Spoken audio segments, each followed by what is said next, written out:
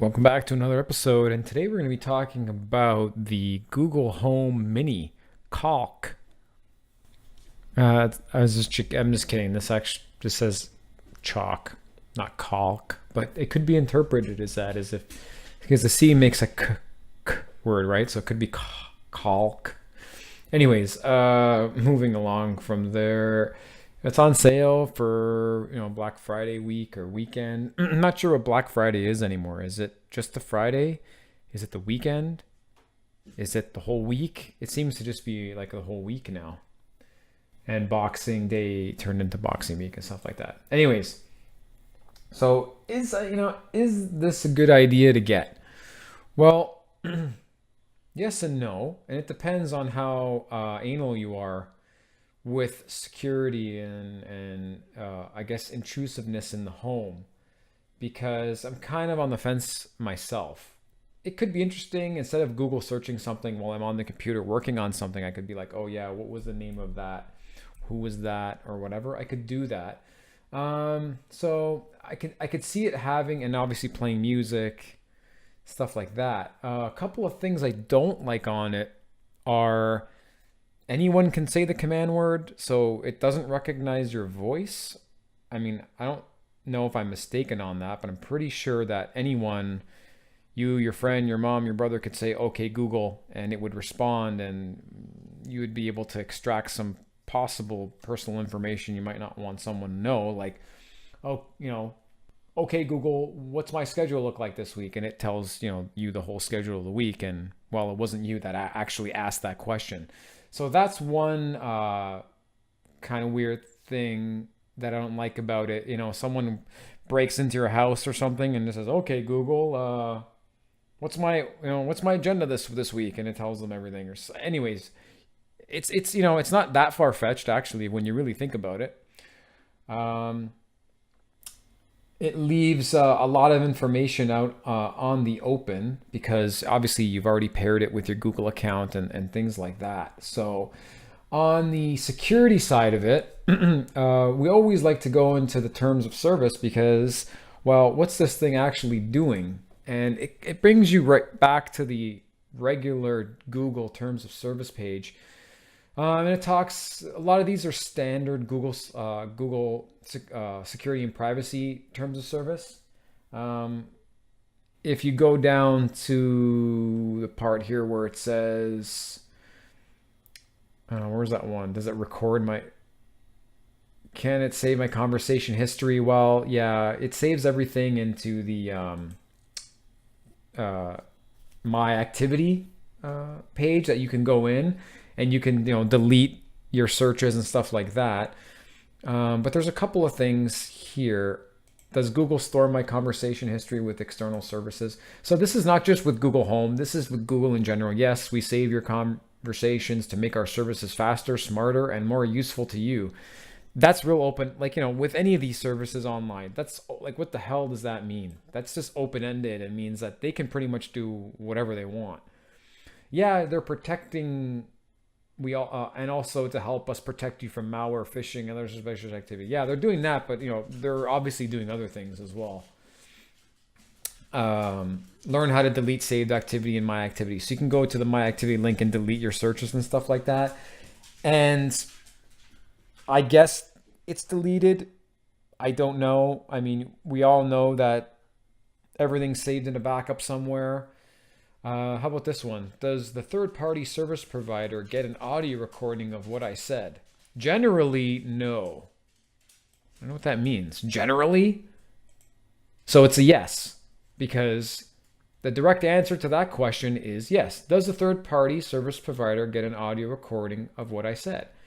The answer is yes, because generally no means yes.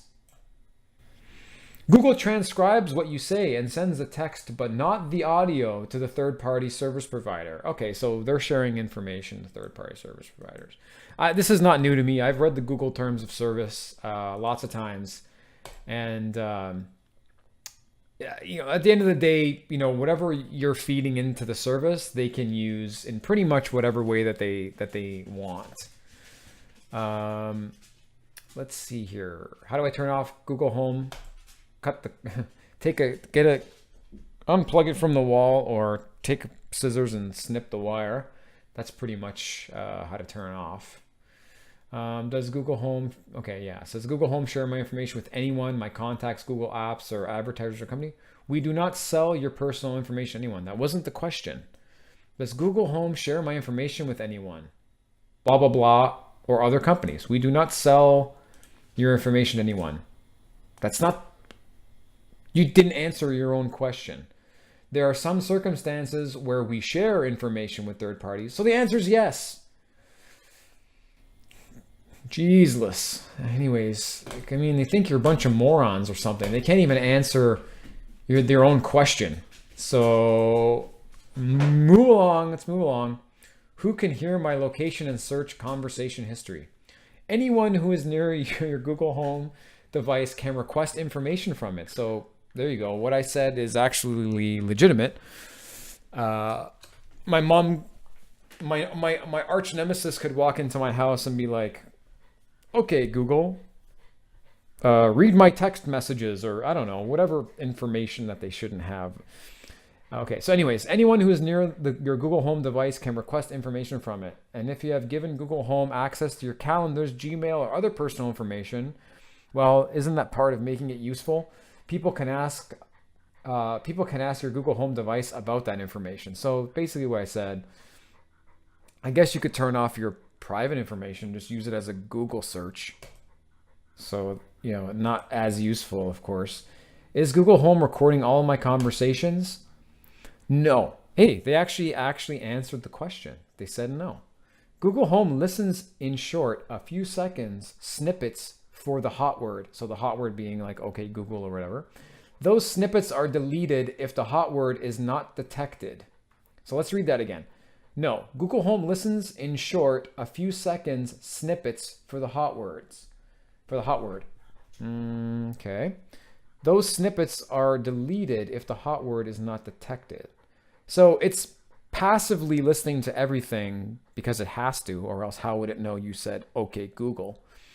And then once it hears it, the recording starts. So it's passively listening until you say it. But yes, it is. So it kind of is it's okay, sorry. It's not recording all my conversations. It's listening to all passive audio, right? Okay. When Google Home detects you said, okay, Google, or that you've physically long pressed the top of your Google Home device, the LEDs on the top of the device light up to tell you that recording is happening. Google Home records what you say and sends that recording, including the few second hot word recording, to Google in order to fulfill your request. I like how they say fulfill my request. Okay. You can delete those recordings through My Activity anytime. So Google is not, so here's the key. Is Google Home recording all my conversations? No, it's not recording all your conversations, but yes, it is passively listening to all audio until it hears this. If you say this by mistake, I guess I don't have one of these things. What happens if I say, okay, well, Google is doing this, like, does it go bing and start listening and recording and say, I don't know what you just said. Maybe I got to get one to test it. I don't know. Okay, anyways, that's pretty much the rest of the terms of service are to do with all the other Google services. So I'm not going to get into that. So what are the potential risks of having one of these Google Home things in your home? Well, what Amazon Echo and Google Home do with your voice data. Okay, so this guy says, here's the good news. While their microphones are always on, like I mentioned before, always listening, Google Home and Alexa don't actually do anything with your voice until you say the wake word, which is usually just okay Google or Alexa, despite the occasional viral story that suggests otherwise. Amazon and Google truly aren't keeping track of every single thing you say. You're just taking, well, what you're doing is you're taking their word for it. You don't have proof that that's actually not happening, even though I don't think that's happening. I mean, Google Assistant, again, we covered this, myactivitygoogle.com, and you can delete your stuff there. And then at the bottom it says, if you're still anxious about Echo and Home, remember that both come equipped with handy mute button. The Echo is on top, Google Home is just in the back. Remember that if they can't listen to you at all, they're basically fancy paperweights. So this guy's saying buy it, and if you want to, you're going to have it muted some of the time, and you have to go turn it on. That's just stupid. But okay, so can these things be hacked? Apparently, the answer is yes. So Bluetooth hack affects 20 million Amazon Echo and Google Home devices. Well, sorry. What happened here? So just in a nutshell, basically, I guess there's a video here that runs. I'll post the link down here. Here's a video of what happens. Basically, I guess a hacker gets on the network, and this is very easy if you have a Wi-Fi network, or it could be even someone that you think you might trust, and they get on your network and they run an exploit. And they basically, I'm not going to play the video in case, Google, YouTube's got a problem with it. So take a look at it yourself. But basically, they get on the network, they run the exploit, they own the device, and they basically, in this case, they changed it to say, my name is Alexa, I have been hacked, take me to your leader. Which means they've gained root privileges, according to the video, which means they own the device and they can do whatever the hell they want with it. Maybe they install a little daemon running in the background that basically turns the microphone on full time and sends all the audio to a server, and they can just basically listen to everything in your house. So, just be wary, guys. I'm not here to, to say these things are terrible. I'm just saying, acceptable risk, right? Accept the risk. Accept the fact that it is a computer running software. It can be hacked. Be careful, just be careful what you do with them and what you say to them and what you allow it access to. Thanks for tuning in.